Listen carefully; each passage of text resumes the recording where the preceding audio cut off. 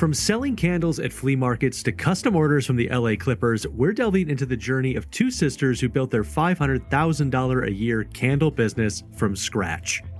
You can start as a side hustle, but even as a side hustle, you have to treat it like it's a real business. The best advice I got was to stop working so hard in our business and work on our business. Just constantly looking over our business and seeing where we can actually spend more money to get a savings in bulk that we can pass along to the customer is how we've been able to scale. The reason we still go to the markets is because we make money there. If you want to scale, again, it's reinvesting your money back into the business and continuing to just chug along and get at it. I'm your host, Alex Freeman, and if the thought of starting a candle business ever crossed your mind, you can't miss this episode. Jennifer, welcome to the Upflip podcast. How are you? Hi, I'm great. Thanks for having me. Can you share a bit of your story and how you started RxLA? Yeah, for sure. We raised $3,000 with the Kickstarter campaign. With that, we bought some essential oils and vessels to start our pop-ups. That was our first goal to get in front of customers to sell. We didn't need that much money because Jocelyn already had the recipe and the tools. She already bought those with her own money. And then we just went to our own community. We borrowed everything from our friends and family. We borrowed a pop-up tent. We borrowed tables and tablecloths. So we just dived right into our first flea market. Now, you made mention of the way in which you utilized Kickstarter to kind of get that seed funding. Can you talk about any tips you might have for someone who is thinking about going the same route and wants to make sure they have a successful Kickstarter campaign? Yes, for sure. Kickstarter now has grown, as everyone knows, into a really good source, but now it's highly competitive. You have to have a really good story, tell them why you're raising money and make that interesting. If your corporate job is killing you, tell them it's like sucking your soul. You want to be passionate about your project. And if you're risking it all, tell them, I don't have a background in this, but I love whatever I'm doing. And that's why I'm trying to raise money. The second part is people really want to know on Kickstarter what you're going to do with the money. If I give you money, how is this going to help you? And why do you need it? What are you going to do with this money? But more importantly, you really need to have good cinematography now. We did ours on an iPhone 4. That's how long ago it is. Now people really do hire sometimes someone to film and edit their process, because a lot of times they want to see not only who you are as a person, but also where are you planning to make this? Do you have a factory? Take us to the factory. Have you done any research? Because people do want to give money, but they also want to know that they're giving it for a good reason and they're going to get something in return. So yeah, if you're only asking for a couple $1,000, you maybe don't have to convince so many people. Sometimes people just want to help. But with Kickstarter, you have to meet a minimum, right, for your campaign to get funded. So if you're so far from that $50,000 goal, people then want kind of a good prize at the end to give their money. Now, I could be wrong here, but a lot of those tips also seem like a way to be competitive in the candle business, because it can be such a competitive industry. There are so many places people can buy candles, but exactly what you were describing seems like a competitive edge for this type of business. Is that true? Yeah, definitely. Before, starting a candle business, there's a ton of planning. For us, we didn't do a business plan or anything like that because it was a side hustle, but you can spend a lot of money. It can go right down the drain if you don't have good planning. So talk to me about what RxLA's competitive advantage is in the space. Tell us a little bit about the company in that way. It didn't happen from the start. Our competitive advantage now is that we're creating our own fragrances in-house. So that's really clutch for us because people come, there's a lot of candle businesses and perfume businesses out there now, but they come to our booth and it's unique, it's friendly, as in all the fragrances are very neutral, but just having the ability to create our own fragrances gives us that competitive edge. You mentioned not having a plan before you kind of dove into it. So talk to me about the development of the business. What was the thought at the start? And then how did you end up where you are now? So when we first started, our first day at a flea market, which was hard to get into, we are still permanent vendors at Melrose Trading Post in Los Angeles, which is one of the oldest flea markets. It attracts tons of celebrities. But even to get into that, we had to wait in line all day and apply and kind of show them what we had. And luckily at the time, they didn't have a lot of candle vendors, so we got it. But we high-fived off making $20 each that first Sunday. And we were there for 10 hours. And And that doesn't include how long it took to make the product and set up. So we really just didn't have any expectations. We were just shocked that anyone would even consider buying something from us that we made. I come from a sales background and I can kind of sell anything, but when it comes to something that you personally make, it's really hard to sell sometimes because it's so personal. I love that. So we went really slow because we didn't have any expectations. And the money we did make, we would pay ourselves maybe $20, but everything else went just right back into bulking up and getting more inventory. So we started as a sole proprietor, which is definitely my recommendation for anyone looking to start a candle business or a business in general. I see a lot of friends and family now coming to us and being like, hey, I got my LLC license. Now what as a business? And that's like one of the most expensive routes you can take because it costs money just to have that LLC, where if you're a sole proprietorship, it doesn't cost you anything. So I think even just when you're starting a business, you want to keep your overhead as low as possible. And it's hard not to want to make everything legit. You know, our flea market stand, looking back at it, was super embarrassing. But at the time, we didn't have the resources. And I'm kind of glad we didn't, because I wouldn't have wanted to just start with 100,000 and then throw all this money and see like, oh, is this what we need to do? We started with like paper stickers that we were printing at home. And then we got real labels after we found out which fragrances we're selling. So not jumping in too deep with like being too professional at first, you know, helped us not have too much dead inventory.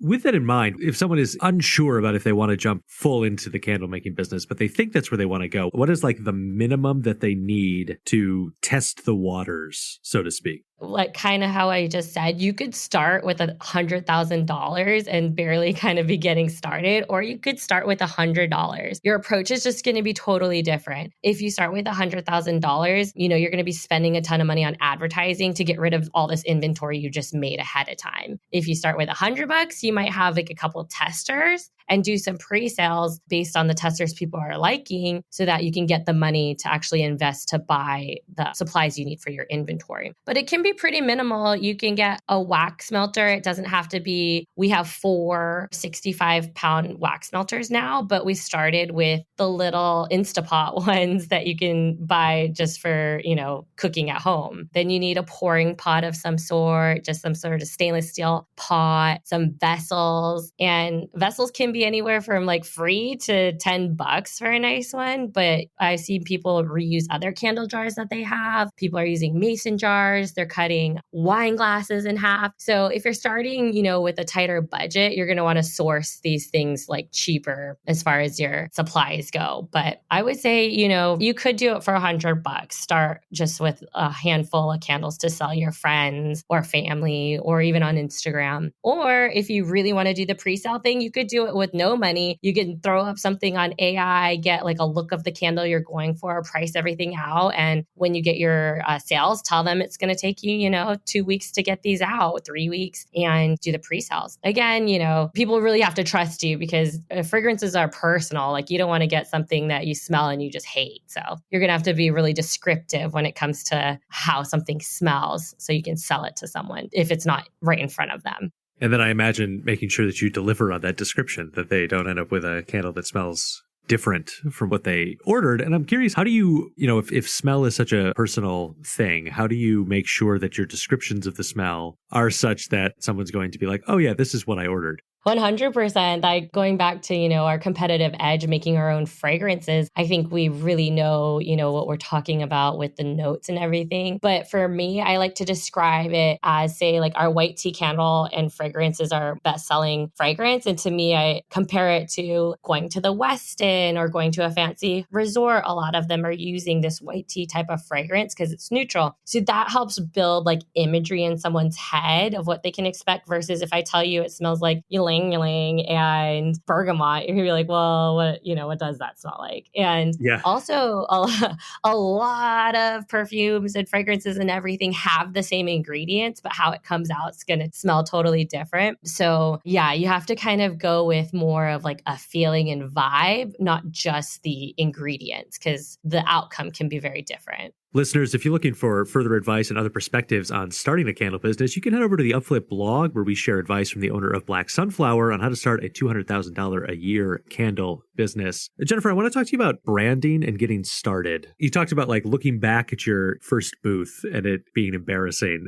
Can you talk about how you went about building the brand? Yes. So we started, like I said, off with just regular things that we could do at home. It was super DIY. I had paper Avery labels that we were printing at home. And then from there, every time we had more money, we were able to reinvest and we decided what was going to be more impactful for the customer. And a lot of people were saying like, I really like this candle, but these paper labels like rub off. So labels was one of our very first like bigger investments. And it's bigger because to get a good price, you're going to have to buy 1,000 labels. So now you're committed to selling 1,000 candles of this same label, right? Or same fragrance. So we started off that way and building the brand. Luckily, since we're face to face with our customers selling at farmers markets, pop-ups and things like that, they told us what they wanted. They said, I love these candles. I already bought 10 of them. Give me more. Like, I want a diffuser. Can you do that? And after hearing it from so many people, we busted out with diffusers. Next, they wanted perfume. And it's funny because I would kind of push back a little, like, you want perfume, but why would you want a perfume that smells like a candle? Like, you want to smell like your house? And they'd be like, well, these are divine. Like, yeah, I want to smell like this. So we got perfumes, and then people wanted to make their own candles. So they wanted the oils that they could buy themselves. So luckily, building our brand, we just had straight up guerrilla marketing. We were in people's faces. They told us exactly what they wanted, and we did it. And with that face-to-face, what were you then doing to further nurture the customer base? I know that your email list has really factored into your growth. What were you doing to kind of capture email addresses and make sure that you were connecting with the customer even when they weren't necessarily standing directly in front of you? I want to say we were collecting emails for 5 years before we did anything with it. And even that was just purely because, again, customers were forcing us. They were like, I'm writing down my email, like, send me information where I can buy these.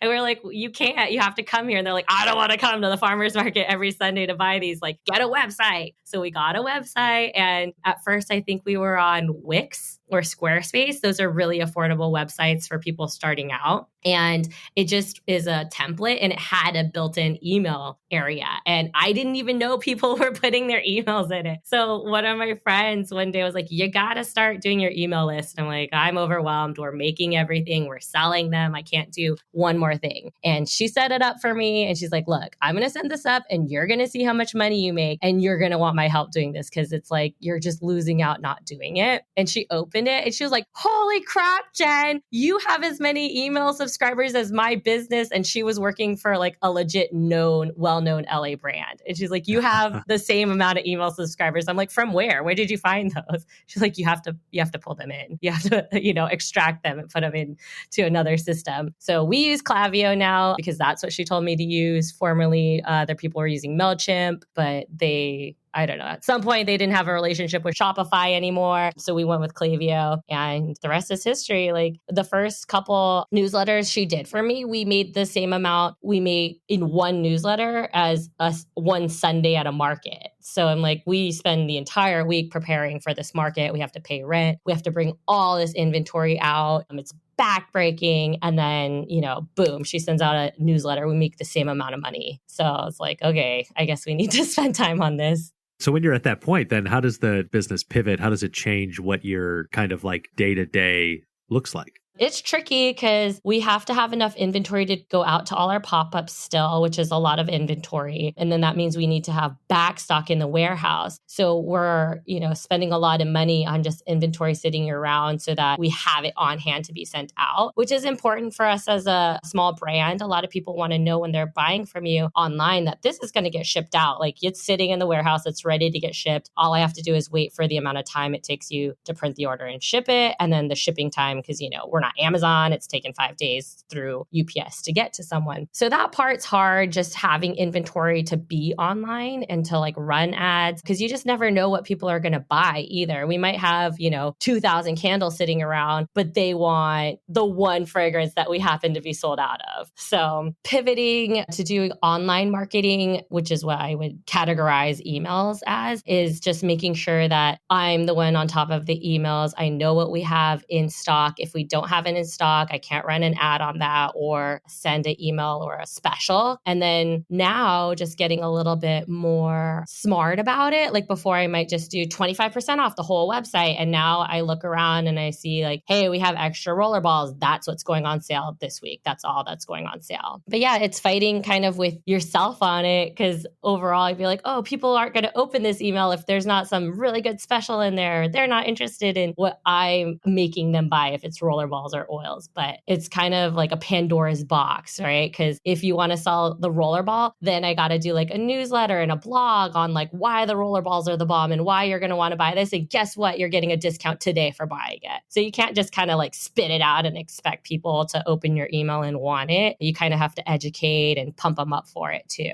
Beyond the email, what other digital marketing are you doing? What kind of social strategy do you have? How important is that? And are you doing other things like Google Ads and that kind of stuff? Yeah, we are kind of dabbling in it all. I think I spend most of my time on the emails because those are tried and true customers. I know that they want what we're putting out. Getting a new customer through a Google ad or an Instagram ad can be a little bit harder. So with those, it's good because you can say, hey, on Google Ads, I only want to spend $10 a day, or I only want to spend $200 a month on this Google ad. And it will just stop every day so that I'm not going over that budget. And then you have to go back and look at how is this ad performing. If it's not performing very good, then like let's create a new ad and give, or if it's doing very good for us, I can see on my website on Shopify, the analytics, like what's bringing in the most customers. So then we got to pivot and say like, hey, Instagram's like killing it right now. We got to post more pictures, bring in more ads for new customers and things like that. But the key for ads, if you're going to pay for them, is kind of knowing your budget and then setting those parameters. You don't want to just let Google Ads like go for it because you're going to get a bill for $3,000 at the end of the month. Yeah.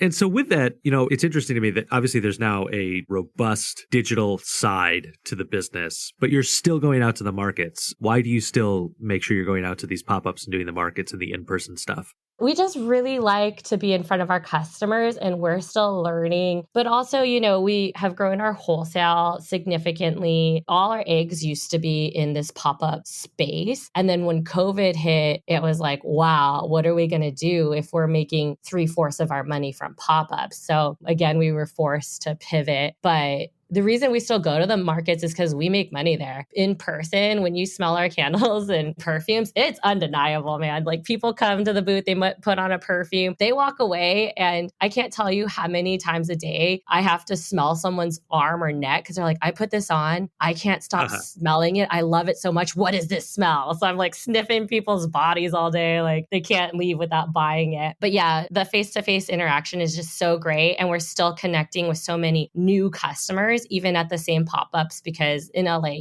they have pop-ups that 10,000 people are coming through every Sunday. So in other cities, I could see how that would be challenging. If it's always raining or it's cold, you're not getting people outside. But where we're located in Los Angeles, and we'll travel to San Francisco and do pop-ups too, people are out and about and they love that customer interaction. They want to chat with us. They might not even be talking about candles or anything. They're just talking about what restaurants are around, or they like our story too. So when we're just face to face with the customers, we really get to give them who we are as a brand, not just a product that's a picture on Instagram. But yeah, Instagram and the digital space, it all has its place. And now luckily we're able to kind of recycle everything. Everything goes hand in hand. If I have to post a blog, I need that picture. So I'll take that same picture or the same picture from a photo shoot, stick it in Canva, tweak it up a little bit, and that picture goes on our blog. Then it goes on Instagram. Then it goes on Facebook. It goes to the newsletter, it goes to the text messages, but everyone wants to see it in a different way. So that's, the part that's going to take up a lot of time, because you can't just put the same picture everywhere. They want like kind of a different picture, kind of different information, depending on who you're marketing to. But at least now my resources are getting recycled. Like I'm not just doing a photo shoot for just one picture on my website. I'm using those photos over and over again to keep trying to sell these items.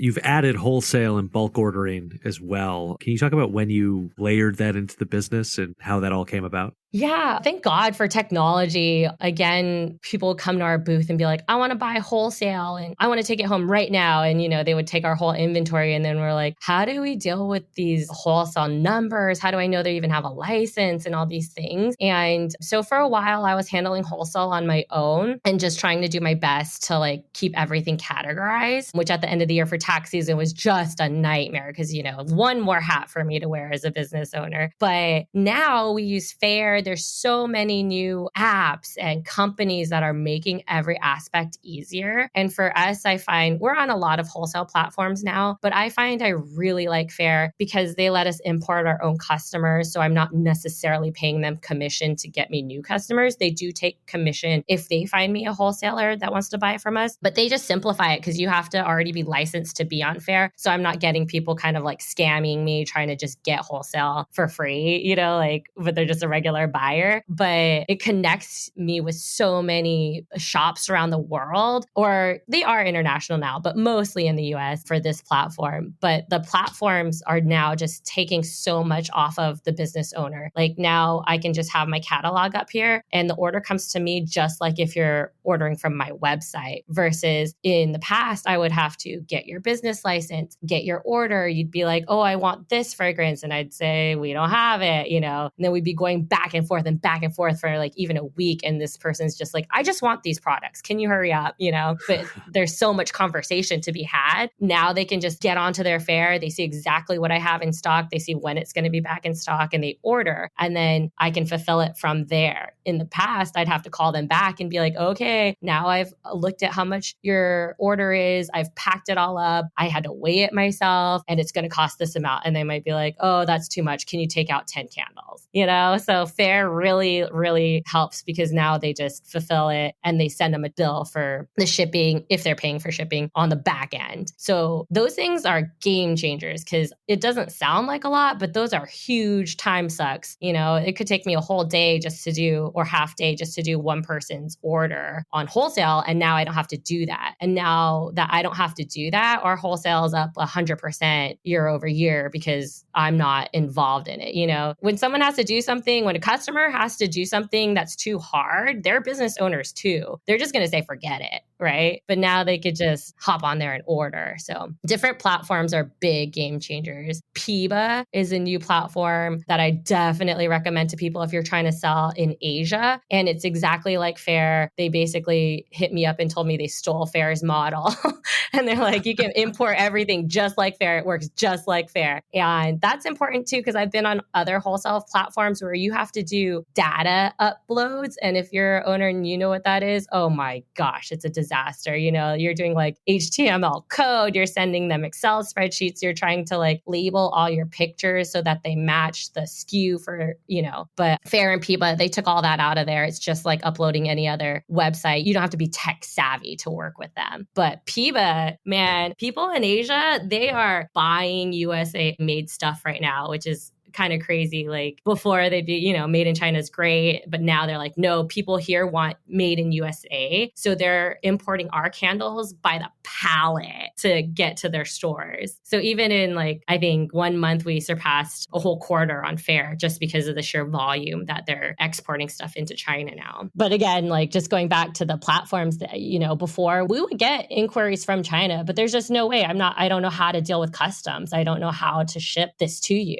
And now these platforms, they just take care of it all. One, thank you for all of that great information about the wholesale and the different platforms, because then there's this other aspect of the business that is custom candles for events like weddings, community groups, all those kinds of things. And so I want to kind of dive into that. And I guess let's start with the pros and cons of offering custom products. Yes. Oh gosh. I think some of it can be sort of obvious. The pros are you get to work with some really cool brands. And for us, I would say that we are, my sister and I, the owners of the business, we're very, like, we're all over the place. Like if we had our choice, our candles, some of them might have colors in them. They might have like crazy fragrances or crazy labels because we get bored and we want it to be fun. So doing custom stuff really lets us go outside of our brand and do things that our brand can't do because we're quiet luxury, we're muted colors and tones. But for weddings, like we've done some stuff where they're like, oh, we're in an orange orchard. So their label has all kinds of orange trees on it and things like that. So doing custom stuff really lets you showcase who you are and get to like change things up. And when other people are exposed to those custom items, they're like, oh, wow, you guys do so much more than just what you have online. And that's how we've reached even more customers. Like the Clippers saw that we had a custom candle for Netflix and they're like, hey, we want it for ours. And we're doing this special event. I didn't know you guys did that, but we want it to smell like this. Can you make this fragrance for us? It's not on your website and they want something special. So doing custom stuff, it kind of is a snowball effect. When other people see it, everyone wants to feel special. So they want their name on it. They want their fragrance on it, whether that's a bride or a corporation. A corporation's doing gifting and they want the people that they're giving the gifts to feel special and to make their corporation look good.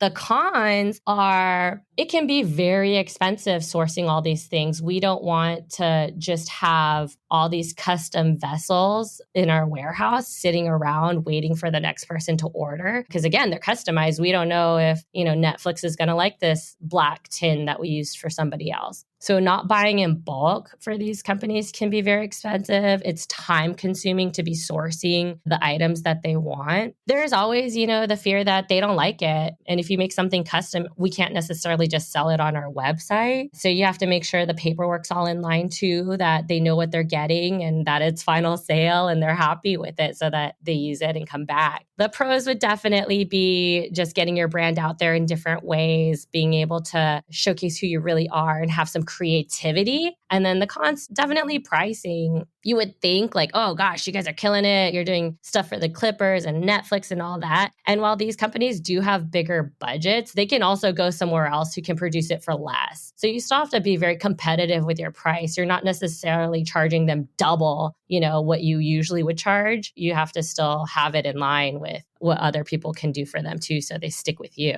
You mentioned two of the really cool brands that you've worked with, the Netflix and the LA Clippers. Can you talk us through how those deals kind of happen? Like, how do you end up being approaching them? And then what is the bid process like to actually securing that kind of job?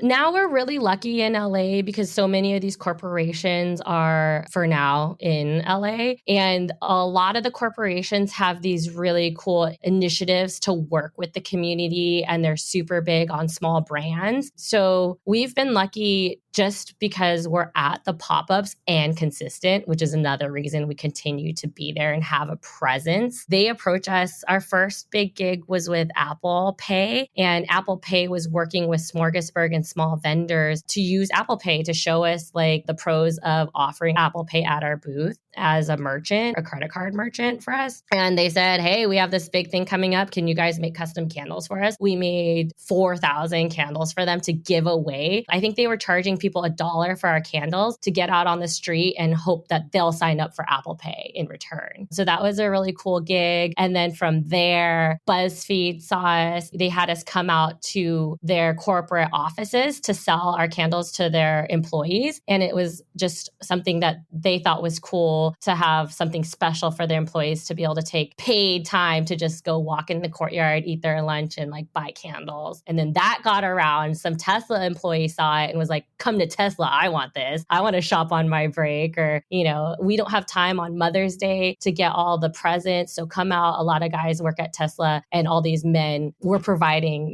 kind of a cool thing for our employees to come shop because they don't have a lot of free time. So they feel like it's kind of a service they're either providing their customers or their employees. So luckily, we've just been getting around by word of mouth. Tesla, BuzzFeed, Apple, then Netflix. We did a pop-up with them for Earth Day, which turned into them wanting to do custom candles for a new film that was coming out. And then the Clippers thing happened because the girl that was in charge was a huge fan, and it just popped in her mind that she wanted to do our custom candles for her wedding and for the Clippers thing. So luckily, just by being out and being present and having a good product that sells itself, we've been able to just circulate in the LA community. But as far as pitching to brands go, when I do have to do that, if they're like, we're looking at several different gifting options, that happened to us with the agency. That's a really big real estate company in LA. They're the ones that are doing like, the $1 billion houses, and they want to give their customers a really nice housewarming gift. But we had to pitch to them because they were thinking about doing all kinds of different options. So when it comes down to pitching, nowadays, I didn't have it before, but I use ChatGPT and I like Midjourney to try and do some mock-ups so we don't have to necessarily make a bunch of customized candles to show them, because again, that's going to be really expensive for us to source testers that they may or may not want. But we do our best to just pitch through using AI. You could literally write in there like,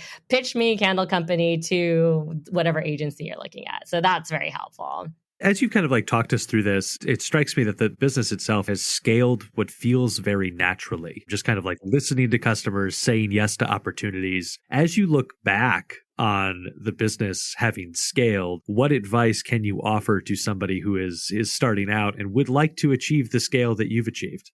I think having really good expectations and focus, those big opportunities for us are sick and awesome and we love doing them, but they're not the money makers of our business. It helps us advertise. Sometimes people are going to ask you to do stuff for free can you make these candles for, Netflix as an example, and then you're going to get exposure out of this. So if you want to scale, like you got to do it the old fashioned way. You got to get out there, you have to market, you have to have a good product, and you have to be consistent. You have to ship on time, and people have to know they can rely on you as a legitimate business. It can't, you can start as a side hustle, but even as a side hustle, you have to treat it like it's a real business. If you want to scale, again, it's reinvesting your money back into the business and continuing to just chug along and get at it. It also strikes me that with all of these opportunities, you then find yourself having to make a whole lot more candles. How did you handle scaling production, and what does that look like now?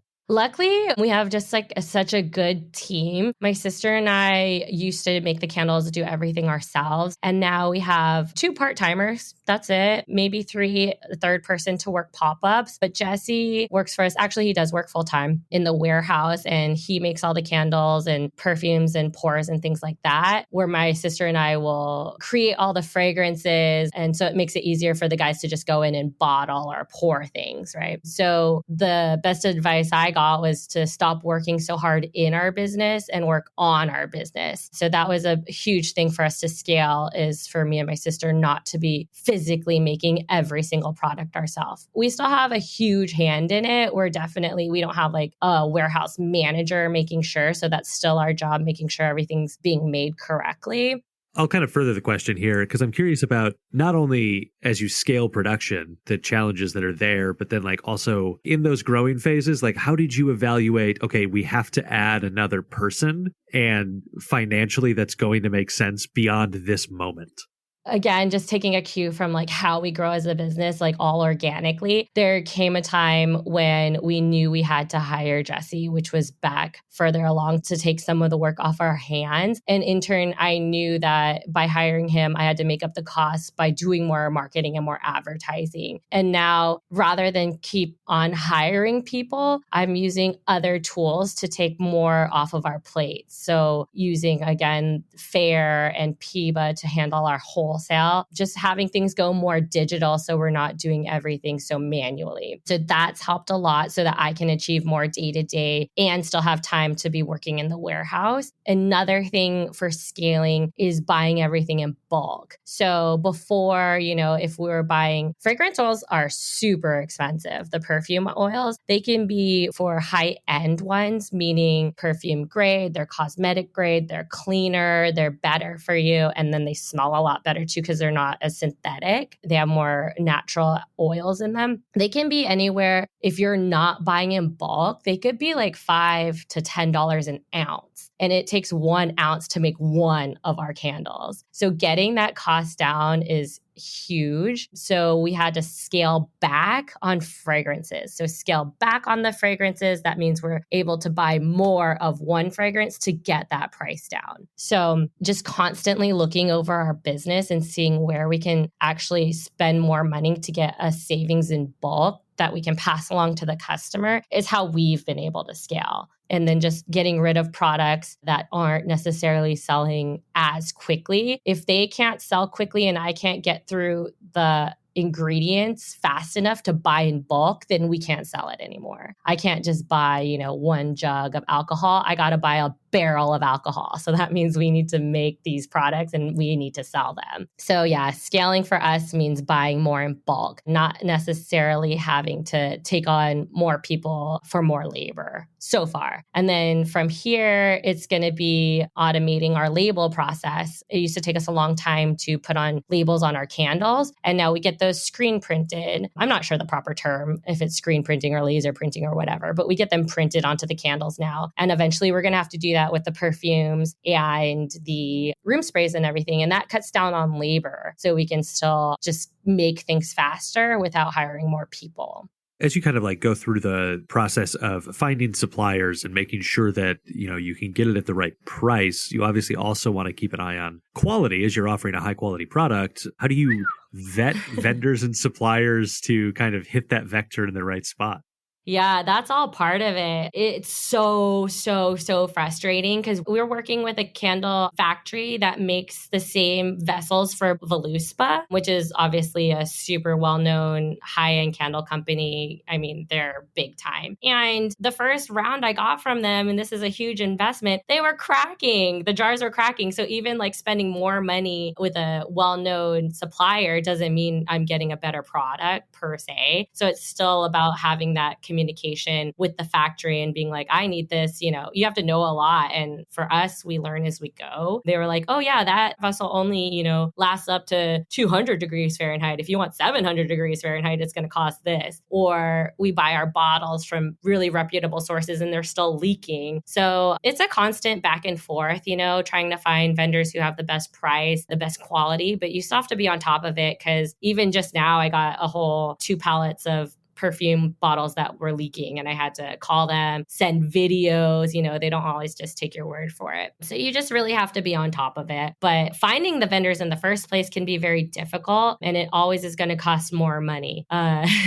unfortunately, because now we work with a third party, a guy that was also a fan of RX and he was like, I can help you guys import stuff. All of our ingredients are from the USA, which is important for us, but vessels, there's not a lot of glass factories in the United States. So that's more difficult. We do import our glass. So our third party takes a big cut and they help us talk to the factories to make sure that we're getting what we need. And then they also take care of customs and shipping it to us. Because I do work with one factory directly and cut out my middleman, but that's the problems I face. Instead of just telling my middleman, hey, these are messed up and them crediting me or fixing it, I have to then get on the phone in the middle of the night with someone in Italy to tell them that these didn't work right. And they don't always speak English. So even being like, oh, where's my order? Where's the tracking? They're like, oh, it's at the port and have to figure it out.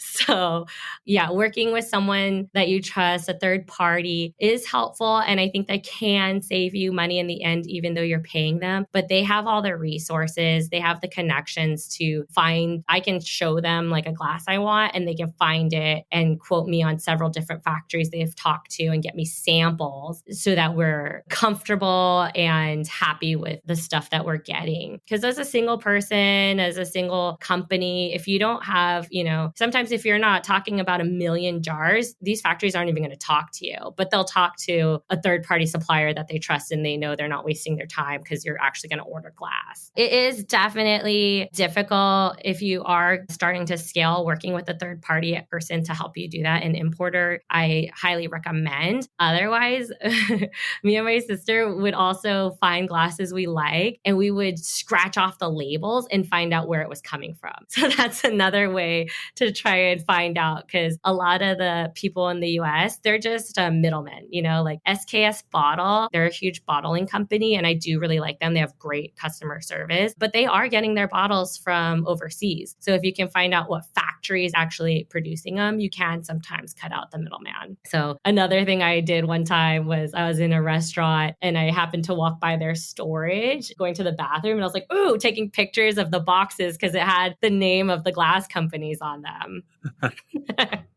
So sometimes you just have to be really resourceful. Not sometimes, all the time. If you're an entrepreneur, you just have to be resourceful. What's one thing you wish you knew before you started the business, and how might that have changed things if you had known it from the start?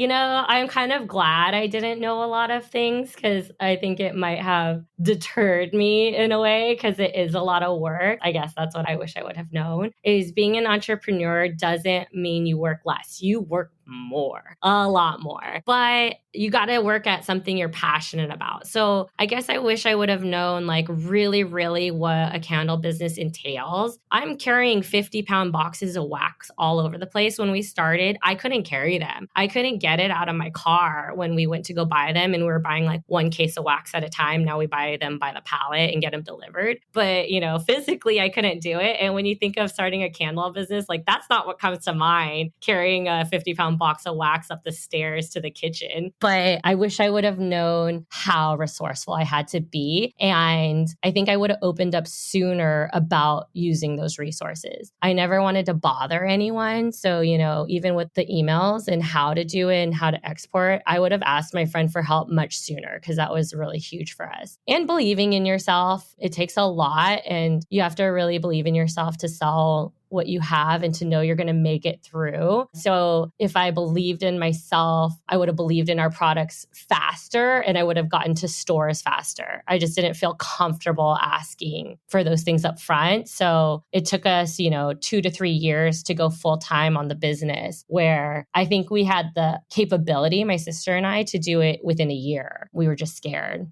What's your favorite business book and why? I don't get a lot of time to read, sadly. So I listen to podcasts when I'm commuting to work. And I really like Shopify Masters because it's super invigorating. You hear about all these different businesses and how the business owners are doing things, kind of like uplift. And you get all these little nuggets, even if they're not candle brands. It's like, socks. How did they scale? How did they pivot? Where did they find places to import their ingredients and supplies from? So I really like Shopify Masters. I really like Uplift, of course. I really like Business Wars. Do you listen to that? Oh, I am obsessed with that show. That show's so good. Yes. And it also helps, not just like learn things, but be like, oh, wow, like everyone is facing these things that I'm facing and we're going to get through them, or I can figure it out. They figured it out. I can figure it out. Lastly here, where can people connect with you and or learn more about RxLA? We're all over the place. It's shoprxla.com, at RxLA, the brand, on Instagram, on Twitter. That's our Facebook handle. And we're on Threads now.